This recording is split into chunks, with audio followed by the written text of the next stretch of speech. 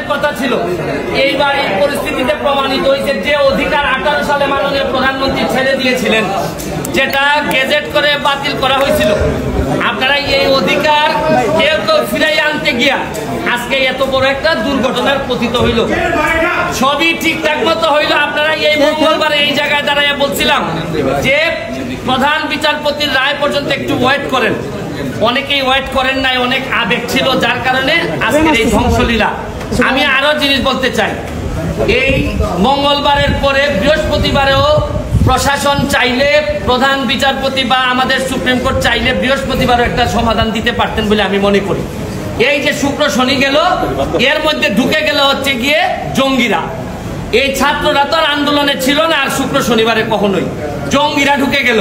আমি আর এর ভিতরে আরেকটা জিনিস বলতে চাই, আপনারা দেখেন যে অলরেডি আপনারা তো সংবাদ সম্মেলনে আছেন, আর ওইদিকে প্রায় 826 জঙ্গি, সে 80টার মতো রাইফেল নিয়ে ও কোথায় যে ঘুরে বেড়াচ্ছে। আচ্ছা, আপনারা কি মনে করেন যে কোটা আন্দোলন যারা, এরা নিরীহ, এরা হচ্ছে গিয়ে আমাদেরই সন্তান? তারা তো সংস্কারের কথাই চাচ্ছিল, সরকারও সংস্কার চাচ্ছিল, মধ্যখানে এই ঝামেলাটা হয়ে গেল মিসআন্ডারস্ট্যান্ডিং, এবং এই সুযোগটা নিয়ে নিল জামাত বিএনপি, সুযোগটা নিয়ে নিল হচ্ছে জঙ্গিরা। এখন আমি মনে করি এই সরকারের প্রশাসনও, যারা বয়স্ক যারা আছেন, তারা এই তরুণদের যে সেন্টিমেন্ট, এটা বুঝতে পুরোপুরি ব্যর্থ হয়েছেন। তারা তাদেরকে একদম লাইটলি নিছেন, তারা ভাবছেন যে এরা একটা লাইটলি একটা বিষয়, এবং এইটার ব্যর্থতা আমি মনে করি এই প্রশাসনের আছে। কারণ এখানে হাজার হাজার মানুষ এখন নতুন চিন্তার মালিক, এরা নতুন নতুন চিন্তা করে, এরা সারা পৃথিবী দেখে অভ্যাস। আপনি জানেন যেখানে 18 সালে এরা পথে নেমে আসছিল, এখন আবার যে ঘটনাটা ঘটলো, এইটা প্রশাসনও চাইলে আরো কন্ট্রোল করতে পারতেন। এবং আরেকটা ব্যর্থতা আছে, আমাদের যে এই সরকারের বিরুদ্ধে দেশি বিদেশি চক্র, এরা অ্যাক্টিভ, তারা চায় এই সরকারকে বিপদে ফেলতে। সরকারেরও বোঝা উচিত ছিল যে যে কোনো একটা আন্দোলন হোক না কেন, আজকে ছাত্র, কালকে অন্যদের আন্দোলন হোক, এইটার মধ্যে জঙ্গিরা এসে ঢুকবে, জামাত শিবির এসে ঢুকবে।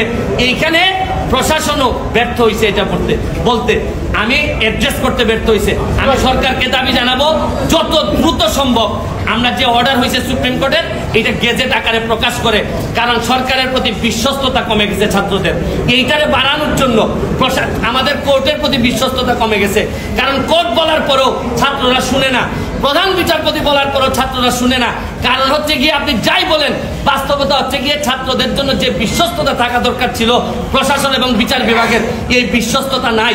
আরেকটা জিনিস বলতে চাই, আকাশের যে জায়গায় মেঘ জমা হয়, আইসা বৃষ্টি পড়ে আদালতের উপর, আপনি বিভিন্ন সংসদের ঝামেলা, নীতি নির্ধারণের ঝামেলা, এগুলা সব কেন আইসা সুপ্রিম কোর্টের বৃষ্টিপাত হইতে হবে? এগুলা তো সুপ্রিম কোর্টের ঝামেলা ছিল না।